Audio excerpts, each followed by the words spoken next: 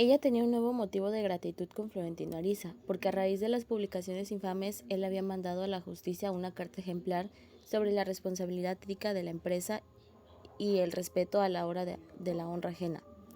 No fue publicada, pero el autor mandó una copia al Diario del Comercio, el más antiguo y serio del litoral caribe, y este la destacó en la página primera. Estaba firmada con el seudónimo de Júpiter y era tan razonada, incisiva y bien escrita que fue atribuida a algunos de los escritores más notables de la provincia. Fue una voz solitaria en medio del océano, pero se oyó muy hondo y muy lejos. Fermina Daza supo quién era el autor sin que nadie se lo dijera, porque reconoció algunas ideas y hasta una frase literal de las reflexiones morales de Florentino Ariza, de modo que lo recibió con un afecto reverdecido en el desorden de su abandono. Fue por esa época cuando América Vicuña se encontró sola una tarde de sábado en el dormitorio de la calle de las Ventanas, y sin haberlas buscado con pura casualidad, descubrió dentro de un armario una llave, las copias mecanógrafas de las meditaciones que Florentino Ariza y las cartas manuscritas de Fermina Daza. El doctor Urbino Daza se alegró de la reanudación de las visitas que tanto alentaban a su madre. Al contrario de Ofelia, su hermana, que volvió en el primer frutero de Nueva Orleans, tan pronto como supo que Fermina Daza mantenía una amistad extraña con un hombre cuya calificación moral no era de las mejores. Su alarma hizo crisis desde la primera semana, cuando se dio cuenta del grado de familiaridad y dominio con que Florentino Ariza encontraba la casa, y los cuchicheos y fugaces pleitos de novios con que transcurrían las visitas muy entradas de noche. Lo que para el doctor Urbino Daza era una saludable afinidad de ancianos solitarios, para ella era una forma viciosa de concubinato secreto. Así fue siempre Ofelia Urbino, más parecida a doña Blanca, su abuela paterna, que si hubiera sido su hija era distinguida como ella, altanera como ella y vivía como ella a la merced de los prejuicios. No era capaz de concebir la inocencia de una amistad entre un hombre y una mujer, ni a los 5 años de edad, y mucho menos a los 80. En una disputa aguerrida que tuvo con su hermano, dijo que lo único que le faltaba para que Florentino Ariza acabara de consolar a la madre era que se metiera con ella en su cama de viuda. El doctor Urbino Daza no tenía agallas para enfrentársele. No las había tenido nunca frente a ella, pero a su esposa intercedió con una justificación serena del amor a cualquier edad. Ofelia perdió los estribos. El amor es ridículo a nuestra edad, le gritó, pero a la edad de ellos es una cochinada. Se empeñó con tales ímpetus de la determinación en ahuyentar de la casa de Florentino Ariza, que llegó a los oídos de Fermina Daza. Ella lo llamó al dormitorio como siempre que quería hablar sin ser oída por las criadas, y le pidió repetir sus recriminaciones. Ofelia no se las endulzó. Estaba segura de que Florentino Ariza, cuya fama de pervertido no la ignoraba nadie, perseguía una relación equivocada, más perjudicial para el buen hombre de la familia que las fechorías de Lorenzo Daza y las aventuras ingenuas de Juvenal Urbino. Fermina Daza la escuchó sin decir palabra, sin parpadear siquiera, pero cuando terminó de escuchar era otra. Había vuelto a la vida. Lo único que me duele es no tener fuerzas para darle la cueriza que te mereces, por atrevida y mal pensada, le dijo. Pero ahora mismo te vas de esta casa, y te juro por los restos de mi madre que no lo volverás a pisar mientras yo esté viva. No hubo poder capaz de disuadirla. Mientras tanto, Ofelia se fue a vivir a la casa del hermano, y desde allá mandó toda clase de súplicas con emisorias de altura. Pero fue inútil. Ni la mediación del hijo ni la intervención de sus amigas consiguieron quebrantarla. A la nuera, con quien mantuvo siempre una cierta complicidad populachera, le soltó por fin la confidencia con la verdad florinda de sus mejores años. Hace un siglo me cagaron la vida en ese pobre hombre porque éramos jóvenes, y ahora nos lo quieren repetir porque somos demasiado viejos. Encendió un cigarro con la colilla del otro y acabó de sacarse el veneno que le carcomía las entrañas. Que se vayan a la mierda, dijo. Si alguna ventaja tenemos las viudas es que ya no nos queda nadie que nos mande. No hubo nada que hacer. Cuando por fin se convenció de que estaban agotadas todas las instancias, Ofelia volvió a Nueva Orleans.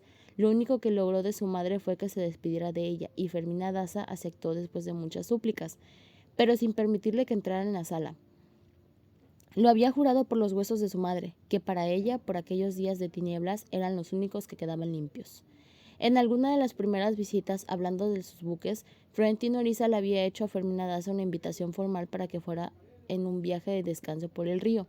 Con un día más de tren podía ir hasta la capital de la República, que ellos, como la mayoría de los caribes de su generación, seguían llamando con el nombre que tuvo hasta el siglo anterior, Santa Fe. Pero ella conservaba los resabios del esposo y no quería conocer una ciudad helada y sombría, donde las mujeres no salían de sus casas, sino para la misa de 5, y no podían entrar en las heladerías ni en las oficinas públicas, según le habían dicho, y donde había a toda hora embotellamientos de entierros en las calles y una llovizna menuda desde los años de la mula errada. Peor que en París. En cambio, sentía una atracción muy fuerte por el río. Quería ver los caimanes asoleándose en los pabellones. Quería ser despertado en medio de la noche por el llanto de una mujer de los manatíes. Pero la idea de un viaje tan difícil a su edad y además viuda y sola le parecía irreal. Florentino Ariza volvió a reiterarle la invitación más adelante, cuando se decidió a seguir viva sin el esposo, y entonces le pareció más probable. Pero después del pleito con la hija, amargada por las injurias a su padre, por el rencor contra el esposo muerto, por la rabia de las almerías hipócritas de Lucrecia del Real, a quien tuvo por tantos años como su mejor amiga, ella misma se sentía de sobra con su propia casa. Una tarde, mientras tomaba su infusión de hojas universales, miró hacia el pantano del patio donde no volvería a retoñar el árbol de su desventura. Lo que quisiera es largarme de esta casa, caminando, derecho, derecho, derecho, y no volver nunca más. Vete en un buque, dijo Florentino Ariza. Firmina lo miró pensativa. Pues fíjate que podría ser. No se le había ocurrido un momento antes de decirlo, pero le bastó con admitir la posibilidad de darlo por hecho. El hijo y la nuera entendieron encantados. Florentino Ariza se apresuró a precisar que Fermina Daza un huésped de honor en sus buques. Se tendría para ella un camarote dispuesto como en su propia casa, un servicio perfecto, y el capitán en persona estaría consagrado a su integridad y su bienestar. Llevó mapas de la ruta para entusiasmarla, tarjetas postales de atardeceres furibundos, poemas al paraíso primitivo de la Magdalena escritos por viajeros ilustres, o que habían llegado a hacerlo por la excelencia del poema. Ella les daba una ojeada cuando estaba de humor. No tienes que engañarme como una criatura, le decía. Si me voy es porque he decidido, no por el interés del paisaje. Cuando el hijo sugirió que la acompañara a su esposa, lo cortó por lo sano. Ya estoy muy grande para que me cuide nadie. Ella misma arregló los pormenores del viaje. Sintió un inmenso descanso con la idea de vivir 8 días de subida y 5 de bajadas, sin nada más que lo indispensable. Media docena de vestidos de algodón, sus cosas de tocador y aseo, un par de zapatos para embarcar y desembarcar, y las babuchas caseras para el viaje, y nada más, el sueño de su vida. En enero de 1824, el comodoro Juan Bernardo Elbers, fundador de la navegación fluvial, había abanderado el primer buque de vapor que surcó en el río de la Magdalena. Un trasto primitivo de 40 caballos de fuerza que se llamaba Fidelidad. Más de un siglo después, un 7 de julio de las 6 de la tarde, el doctor Urbino Daza y su esposa acompañaron a Fermina Daza a tomar el buque, que había llegado a su primer viaje por el río. Era el primero construido en los astilleros locales, que Florentino Ariza había bautizado en memoria de su antecesor glorioso, Nueva Fidelidad. Fermina Daza no pudo creer nunca que aquel hombre tan significativo para ellos fuera de veras una casualidad histórica, y no una gracia más del romanticismo crónico de Florentino Ariza.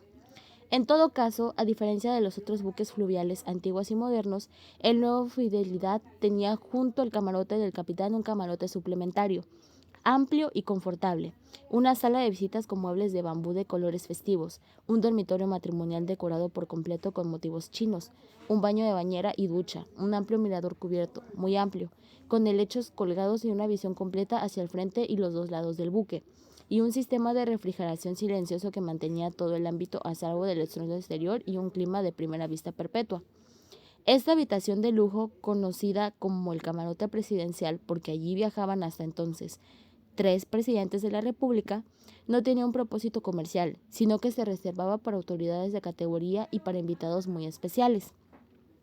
Florentino Ariza la había hecho construir con esa finalidad de imagen pública tan pronto como fue nombrado presidente de la CFC, pero con la seguridad íntima de que tarde o temprano iba a ser refugio feliz de su vieja y viaje de bodas con Fermina Daza.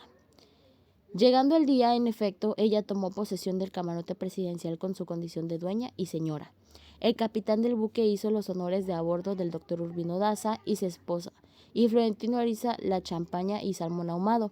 Se llamaba Diego Samaritano, tenía un uniforme de lino blanco y una corrección absoluta, desde la punta de los botines hasta la gorra de los escudos de CFC, bordado en hilos dorados, y tenía en común todos los otros capitanes del río en corpulencia de la ceiba, una voz perentoria y unas maneras de cardenal florentino. A las 7 de la noche dieron la primera señal de partida, y Fermina Daza la sintió resonar con un dolor agudo dentro del oído izquierdo. La noche anterior había tenido sueños surcudos de malos presagios que no se atrevió a descifrar.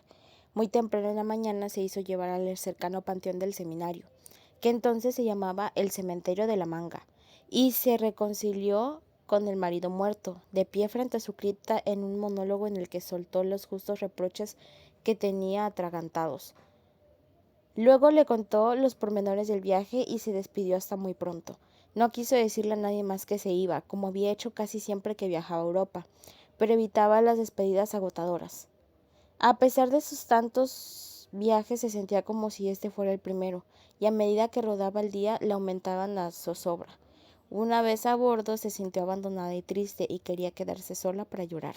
Cuando sonó la advertencia final, el doctor Urbino Daza y su esposa se despidieron de ella sin dramatismos, y Florentino Ariza la acompañó a la pasarela del desembarco.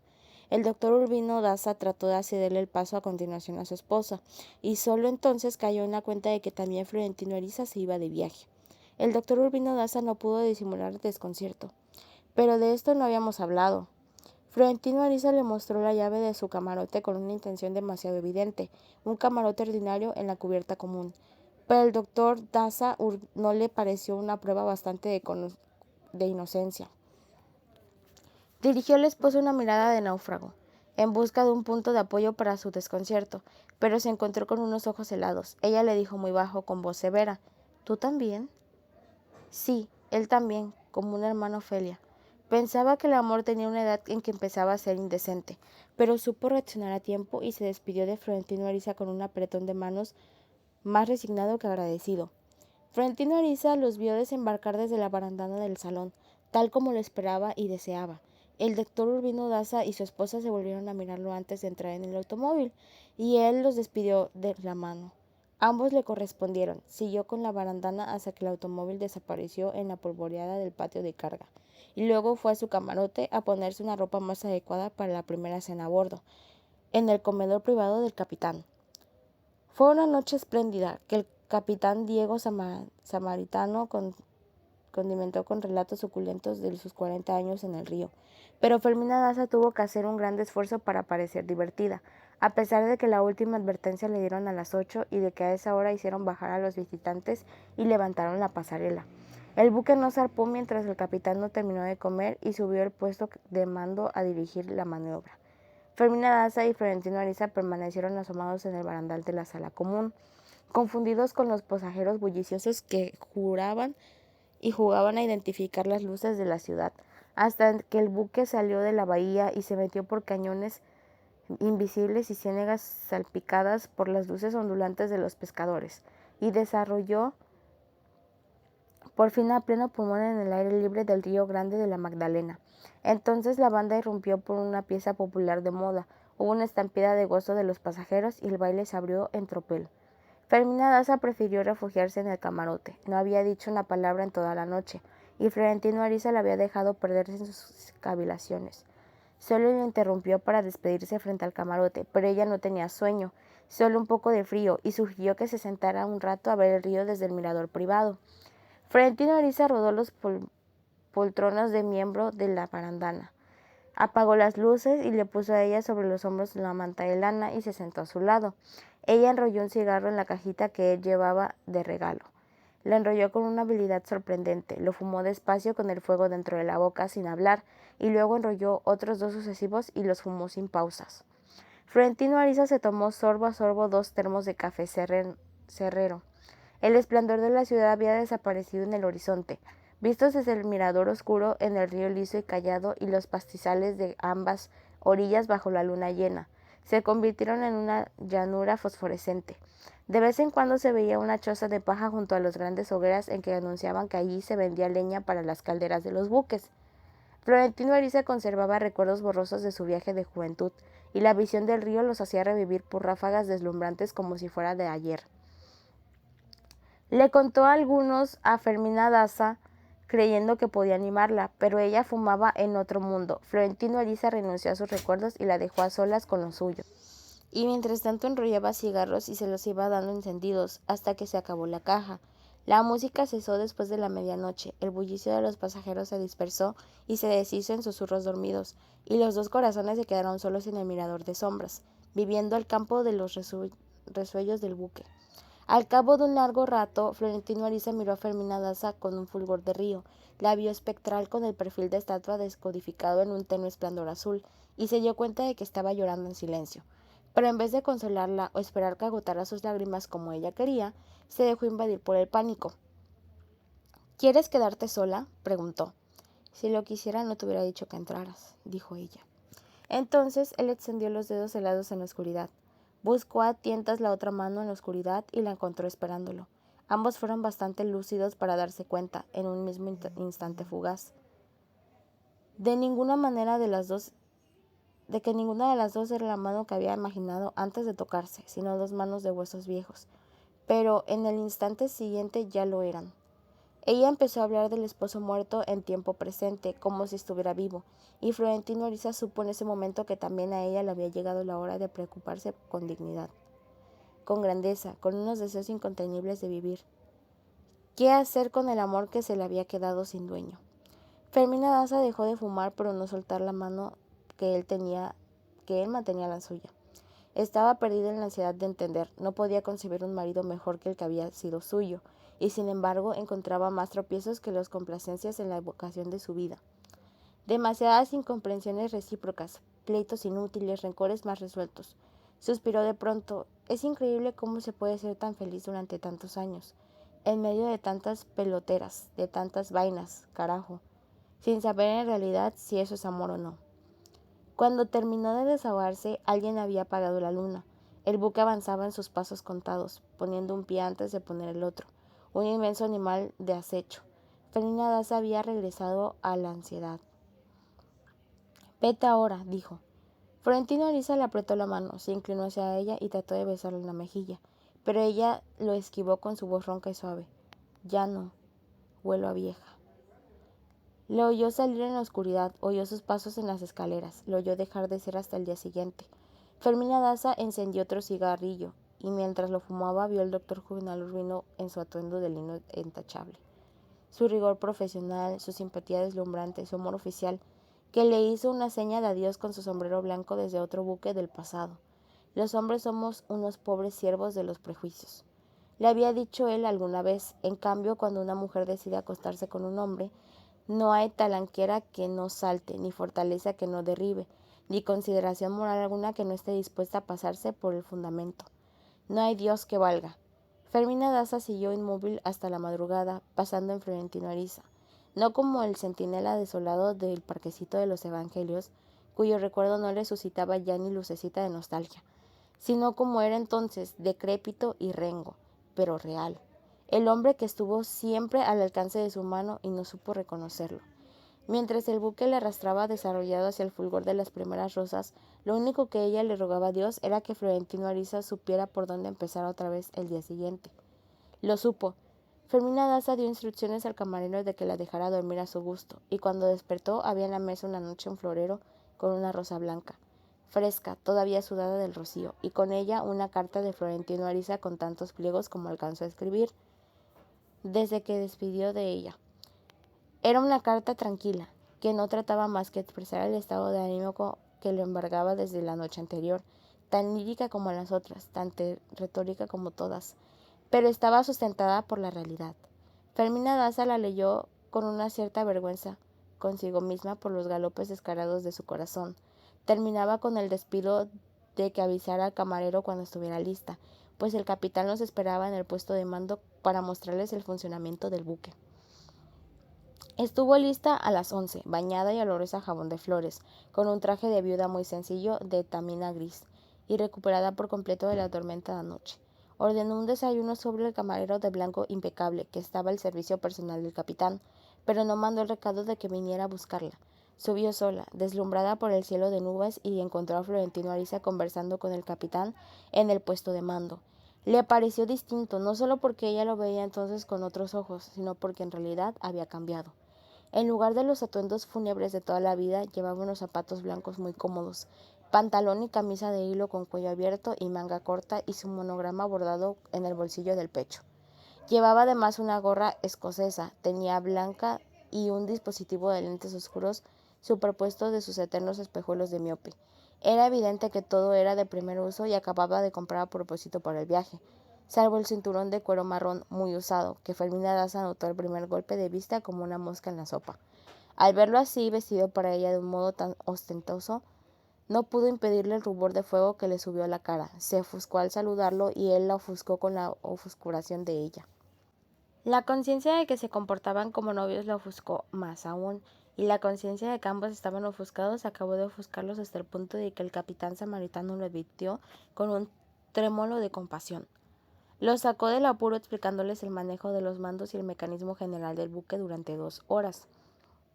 Navegaban muy despacio por un no sin orillas que se dispersaba entre playones áridos hasta el horizonte, pero al contrario de las aguas turbias de la desembocadura, aquellas eran lentas y diáfanas, y tenían un resplandor de metal bajo el sol despiadado. Fermina Daza tuvo la impresión de que era un delta poblado de islas de arena. Es un poco lo que nos va quedando del río, dijo el capitán. Florentino Ariza, en efecto, estaba sorprendido de los cambios, y lo estaría más al día siguiente, cuando la navegación se hizo más difícil y se dio cuenta de que el río Padre de la Magdalena, uno de los más grandes del mundo, era solo una ilusión de la memoria. El capitán samaritano les explicó cómo la deforestación irracional había acabado con el río en 50 años. Las calderas de los buques habían devorado la selva enmarañada de los árboles colosales que Florentino Ariza sintió como una opresión en su primer viaje. Fermina Daza no vería los animales de sus sueños. Los cazadores de pieles de tenarias de Nueva Orleans habían exterminado a los caimanes que se hacían los muertos en los fauces abiertas durante horas y horas en los barrancos de la orilla para sorprender a las mariposas. Los loros en sus algarabías y sus micos de gritos de locos se habían ido muriendo a medida que se acababan las frondas. Los manatíes de grandes tetas de madres que amamantaban a sus crías y lloraban con voces de mujer desolada en los playones de una especie extinguida por las balas blindadas de los cazadores de placer. El capitán samaritano les atendía un efecto casi maternal a los manatíes, porque les parecía señoras condenadas por algún extravío de amor, y tenían por cierta la leyenda de que eran las únicas hembras sin machos en el reino animal. Siempre se opuso a que les dispararan desde la borda, como era la costumbre, a pesar de que había leyes que lo prohibían. Un cazador de Corina del Norte, con su documentación en regla, había desobedecido a sus órdenes y le había destrozado la cabeza a una madre manatí con un disparo certero de Springfield, y la creía había quedado enloquecida de dolor, llorando de gritos sobre el cuerpo tendido. El capitán había hecho subir al huérfano para hacerse cargo de él, y dejó al cazador abandonado en el playón desierto junto al cadáver de la madre asesinada. Estuvo 6 meses en la cárcel, por protestas diplomáticas y a punto de perder su licencia de navegante, pero salió dispuesta a repetir lo hecho cuantas veces hubiera ocasión. Sin embargo, aquel había sido un episodio histórico. El manatí huérfano, que creció y vivió muchos años en el Parque de Animales Raros de San Nicolás de las Barrancas, fue el último que se vio en el río. Cada vez que paso por ese playón, le ruego a Dios que aquel gringo se vuelva a embarcar en mi buque para volver a dejarlo. Fermina Daza, que no le tenía simpatía, se conmovió de tal modo que aquel gigante tierno, que desde esa mañana lo puso en un lugar privilegiado de su corazón, hizo bien. El viaje apenas comenzaba y ya tendrá ocasiones de sobra para darse cuenta de que no se había equivocado. Fermina Daza y Florentino Ariza permanecieron en los puestos de mando hasta la hora del almuerzo, poco después de que pasaron frente a la población del Calamar, que apenas unos años antes tenía una fiesta perpetua, y ahora era un puerto en ruinas de las calles desoladas. El único ser que se vio desde el buque fue una mujer vestida de blanco que hacía señas con un pañuelo. Fermina Daza no entendió por qué no la recogían si parecía tan afligida, pero el capitán le explicó que era la aparición de una ahogada que hacía señas de engaño para desviar los buques hacia los pliegos remolinos de la otra orilla. Pasaron tan cerca de ella que Fermina Daza la vio con todos sus detalles, nítida bajo el sol, y no dudó de que en realidad no existiera, pero su cara le pareció conocida. Fue un día largo y caluroso. Fermina Daza volvió al camarote después del almuerzo para su siesta inevitable, pero no durmió bien por el dolor del oído, que se hizo más intenso cuando el buque intercambió saludos de rigor con otro de la CFC, con el que cruzó unas lenguas arriba de la barranca vieja. Florentino Ariza desencabezó un sueño instantáneo sentado en el salón principal donde la mayoría de los pasajeros sin camarote dormían como a medianoche, y soñó con Rosalba, muy cerca del lugar en que la había visto embarcarse. Viajaba sola con su atuendo de monoponcia del siglo anterior, y era ella y no el niño que dormía la siesta dentro de la jaula de mimbre colgado en el alero. Fue un sueño a la vez tan enigmático y divertido que siguió con su regusto toda la tarde, mientras jugaba dominó con el capitán y dos pasajeros amigos. El calor cesaba de la caída del sol y el buque revivía. Los pasajeros emergían como de un retardo recién bañados y con ropas limpias, y ocupaban los portones de mimbre del salón a la espera de la cena, que era anunciada a las 5 en punto por un mesero que recorría la cubierta de un extremo a otro haciendo sonar entre aplausos de burlas una campana de sacristán. Mientras comían empezaba la banda con música de fandango, y el baile seguía de larga hasta la medianoche. Fermina Daza no quiso cenar por la molestia del oído y presenció el primer embarque de leña para las calderas, en una barranca pelada donde no había nada más que troncos amontonados, y un hombre muy viejo que atendía el negocio. No parecía nadie más a muchas leguas.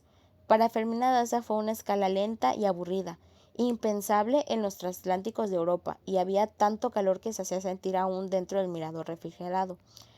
Pero cuando el buque zarpó de nuevo soplaba el viento fresco, oloroso a entrañas de la selva, y la música se hizo más alegre.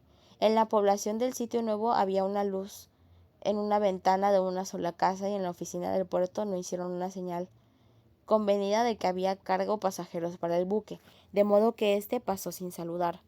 Fermina Daza había estado toda la noche preguntándose de qué recursos iba a valerse Florentino Ariza para verla sin tocar en el camarote, y hacia las 8 no pudo soportar más las ansias de estar con él.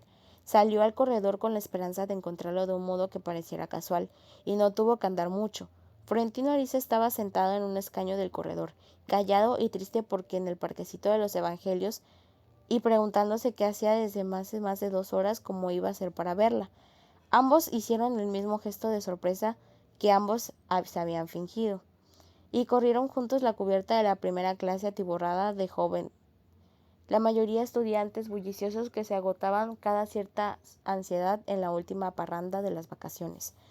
En la cantina, Florentino Ariza y Fermina Daza se tomaron un refresco en botella sentados como estudiantes, frente al mostrador, y ella se vio de pronto en una situación temida. Dijo: ¡Qué horror! Florentino Ariza le preguntó en qué estaba pensando que le causaba semejante impresión. En los pobres viejitos, los que mataron a remazos en el bote. Ambos se fueron a dormir cuando se acabó la música, después de una larga conversación sin tropiezos en el mirador oscuro. No hubo luna, el cielo estaba encapotado y en el horizonte estallaban relámpagos y truenos que los iluminaban por un instante. Florentino Ariza enrolló los cigarros para ella, pero no se fumó más de 4, atormentada por el dolor que se le aliviaba por momentos y se recrudecía cuando el barco bromaba al cruce del otro, o al pasar frente a un pueblo dormido, o cuando navegaban despacio para sondear el fondo del río. Él le contó con cuánta ansiedad la había visto siempre en los juegos florales, en el vuelo del globo, en el velícipe de acróbata, y en cuánta ansiedad esperaba las fiestas públicas durante todo el año solo para verla. También ella la había visto muchas veces, y nunca se hubiera imaginado que estuviera allí solo para verla. Sin embargo, hacía apenas un año, cuando leyó sus cartas, se preguntó de pronto cómo era posible que él no hubiera competido nunca en los juegos florales. Sin duda hubiera ganado.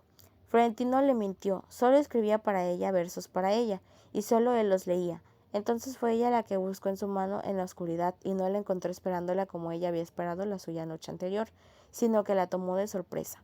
A Florentino Ariza se le heló el corazón. ¿Qué harás con las mujeres? Ella le soltó la risa profunda de paloma joven y volvió a pensar en los ansiosos del bote. Estaba escrito, aquella imagen había de perseguirla siempre, pero esa noche podía soportarla, porque se sentía tranquila y bien, como pocas veces en la vida. Limpiaba de toda culpa, se hubiera quedado allí hasta el amanecer, callada, con la mano de él sudando hielo en su mano, pero no pudo soportar el tormento del oído. De modo que cuando se apagó la música y luego cesó el trajín de los pasajeros del común colgando las hamacas en el salón, ella comprendió que su dolor era más fuerte que su deseo de estar con él. Sabía que el solo decírselo a él la aliviaría, pero no lo hizo por no preocuparlo, pues entonces tenía la impresión de conocerlo como si hubiera vivido con él toda la vida, y lo creía capaz de dar la orden de que el buque regresara al puerto si eso pudiera quitarle el dolor. Florentino Ariza había previsto que esa noche ocurrieran las cosas así, y se retiró, ya que en la puerta del camarote trató de despedirse con un beso, pero ella le puso la mejilla izquierda. Él insistió ya con la respiración entrecortada, y ella le ofreció la otra mejilla con una coquetería que él no le había conocido de colegiala. Entonces insistió por segunda vez, y ella lo recibió en los labios. Lo recibió con un temblor profundo que trató de sofocar con una risa olvidada desde su noche de bodas. Dios mío, qué loca soy en los buques. Florentino Ariza se estremeció. En efecto, como ella misma lo había dicho, tenía el olor agrio de la edad. Sin embargo, mientras caminaba hacia su camarote, abriéndose paso por entre el laberinto de hamacas dormidas, se consolaba con la idea de que él debía tener el mismo olor, solo que 4 años más viejo, y que ella debió haberla sentido con la misma emoción. Era el olor de los fermentos humanos, que él había percibido con sus amantes más antiguas y que ella había sentido con él, la viuda de Nazaret, que no se guardaba nada. Se lo dijo de un modo más crudo: ya olemos a gallinazo. Ambas se lo soportaban el uno al otro porque estaban a mano. Mi olor contra el tuyo. En cambio, muchas veces se había cuidado de América Vicuña, cuyo olor de pañales le despertaba a él los instintos maternos, y sin embargo lo inquietaba la idea de que ella no pudiera soportar el suyo, su olor de viejo verde. Pero todo eso pertenecía al pasado. Lo importante era, por primera vez desde aquella tarde en la que la tía Escolástica dejó el misal en el mostrador de la telegrafía, Florentino Ariza no había vuelto a sentir una felicidad como la de esa noche, tan inmensa que le causaba miedo. Empezaba a dormirse cuando el encantador del buque lo despertó a las 5 en el puerto de Zambrano para entregarle un telegrama urgente. Estaba firmado por Leona Cassiani, con fecha del día anterior y con todo su horror cabía en una línea: América Vicuña muerta ayer por motivos inexplicables. A las 11 de la mañana conoció los pormenores a través de una conferencia telegráfica de Leona Cassiani, en la que él mismo operó el equipo transmisor como no había vuelto a hacerlo desde sus años de telegrafista. América Vicuña, presa de una depresión mortal por haber sido reprobada en los exámenes finales, se había bebido un frasco del ahumado que se robó de la enfermería del colegio. Florentino Ariza sabía en el fondo de su alma que aquella noticia estaba incompleta, pero no. América Vicuña no había dejado ninguna nota explicativa que permitiera culpar a nadie de su determinación. La familia estaba llegando ese momento desde Puerto Padre, avisada por Leona Cassiani, y el entierro sería esa tarde a las 5. Florentino Ariza respiró. Lo único que podía hacer para seguir vivo era no permitirse el súplico de aquel recuerdo. Lo borré de la memoria, aunque de vez en cuando, en el resto de sus años, iba a resentirlo y revivirlo de pronto, sin que viniera en cuento, como la pasada instantánea de una cicatriz antigua. Los días siguientes fueron calurosos e indeterminables. El río se volvió turbio y se fue haciendo cada vez más estrecho, y en vez de la marañada de árboles colosales que había asombrado a Florentino Ariza en su primer viaje, había llanuras calcinadas, desechos de selvas enteras devoradas por calderas de los buques, escombros de pueblos abandonados de Dios, cuyas calles continuaban inundadas en sus épocas más crueles de la sequía. Por la noche no los despertaban los cantos de sirenas de los mandantíes de los playones, sino las turfadas nauseabundas de los muertos que pasaban flotando hacia el mar, pues ya no había guerras ni patés en los cuerpos hinchados que seguían pasando. El capitán fue sobrio por una vez. Tenemos órdenes que decir a los pasajeros que son ahogados accidentales. En lugar de la aljibia de los loros y el escándalo de los micos inservibles que en otros tiempos aumentaban el bochorno del mediodía, solo quedaba el vasto silencio de la tierra arrasada. Había tan pocos lugares donde lañatear y estaban tan separados entre sí que la Nueva Fidelidad se quedó tan sin conducible el 4 días del viaje. Permaneció amarrado casi una semana mientras sus cuadrillas se terminaban por pantanos de cenizas en busca de los últimos árboles desplegados. No había otros. Los leñadores habían abandonado sus veredas huyendo de la ferocidad de los señores de la tierra, huyendo del cólera invisible, huyendo de las guerras labardas de los gobiernos que empeñaban en ocultar los decretos de distracción. Mientras tanto, los pasajeros aburridos hacían torneos de natación, organizaban expediciones de caza y regresaban con iguanas vivas que abrían en canal y volvían a coser con agujas de enfadelar después de sacarles los racimos de huevos, translúcidos y blandos que ponían a sacar en sartenes del barandalas del buque. Sus prostitutas pobres de los pueblos vecinos siguieron la traza de las expediciones, improvisaron tiendas de campaña en la barranca de la orilla, llevaron música y cantina y plantearon la parranda frente al buque varado. Desde mucho antes de ser presidente del CFC, Florentino Ariza recibía informes alarmantes del estado del río, pero apenas si los leía. Tranquilizaba a los socios. No se preocupen, cuando la leña se acabe ya habrá buques de petróleo. Nunca se tomó el trabajo de pensarlo, omnibulado por la pasión de Fermina Daza, y cuando se dio cuenta de la verdad ya no había nada que hacer. Como no fuera a llevar otro río nuevo, por la noche, aun en las épocas de mejores aguas, había de amarrar para dormir y entonces se volvía insoportable hasta el hecho simple de estar vivo. La mayoría de los pasajeros, sobre todo los europeos, abandonaban el pudrilo de los camarotes y se pasaban la noche caminando por las cubiertas, espantando toda clase de alimañas con las mismas toallas que secaban el sudor incesante, y amanecían exhaustos e hinchados de las picaduras. Un viajero inglés de principios del siglo XIX, refiriéndose al viaje caminado en la canoa y en mula, que podía durar hasta 50 jornadas, había escrito: «Este es uno de los peregrinajes más malos e incómodos de un ser humano puede realizar». Eso había dejado de ser cierto los primeros 80 años de la navegación a vapor, y luego había vuelto a serlo para siempre, cuando los camanes se comieron las últimas mariposas. Y se acabaron los manatíes metales, se acabaron los loros, los micros, los pueblos, se acabó todo. No hay problema, reía el capitán. Dentro de unos años vendremos por el cauce seco de los automóviles de lujo. Fermina Daza y Florentino Ariza estuvieron protegidos los 3 primeros días por la suave primavera del Mirador cerrado. Pero cuando reaccionaron la leña y empezó a fallar el sistema de refrigeración, el camarote presidencial se convirtió en una cafetera de vapor. Ella sobrevivía a las noches en el viento fluvial que esperaba por las ventanas abiertas y espantaba a los mosquitos con una toalla, pues la bomba de insecticida era inútil estando en el buque varado. El olor del oído se había vuelto insoportable y una mañana al despertar cesó de pronto y por completo, como el canto de una chicharra reventada, pero hasta la noche no cayó en la cuenta de que había perdido la audición del oído izquierdo. Cuando Florentino Ariza le habló de ese lado y ella tuvo que volver la cabeza para oír lo que decía, no se lo contó a nadie, resignada de que fuera uno más de los tantos efectos irremediables de la edad. Con todo, la demora del buque había sido para ellos un percance providencial. Florentino Ariza lo había leído alguna vez: el amor se hace más grande y noble en la calamidad. La humedad del camarote presidencial los sumergió en un letargo irreal en el cual era más fácil amarse sin preguntas. Vivían horas inimaginables cogidos de la mano en las poltreras de los barandanes. Se besaban despacio, gozaban de la embriaguez de las caricaturas sin el estorbo de la exasperación. La tercera noche de sopor ella los esperó en la botella de ansiado, del que bebía escondidas en la pandilla de la prima y de Branda. Más tarde, ya cansada y con hijos, encerrada en unas amigas de su mundo prestado, necesitaba un poco de aturdimiento para no pensar en su suerte con demasiada lucidez. Pero Florentino Ariza creyó que era para darse un balón en el paso final. Animado por la ilusión, se atrevió a explorar con la yema de los dedos su cuello marchito, su pecho acorazonado de varillas metálicas, las caderas de huesos carcomidos y los muslos de venas vieja.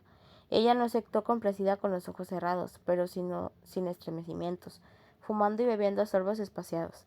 Al final, cuando las caricias se deslizaron por su vientre, tenía ya bastante anís en el corazón. Si hemos de hacer pendejadas, hagámoslas, dijo. Pero que sea con la gente grande. Lo llevó al dormitorio y empezó a desvestirse sin falsos pudores con las luces encendidas. Florentino Ariza se tendió boca arriba en la cama, tratando de recobrar el dominio, otra vez sin saber por qué hacer en la piel de tigre que había matado. Ella le dijo: «No mires». Él preguntó por qué, sin apartar la vista del cielo raso.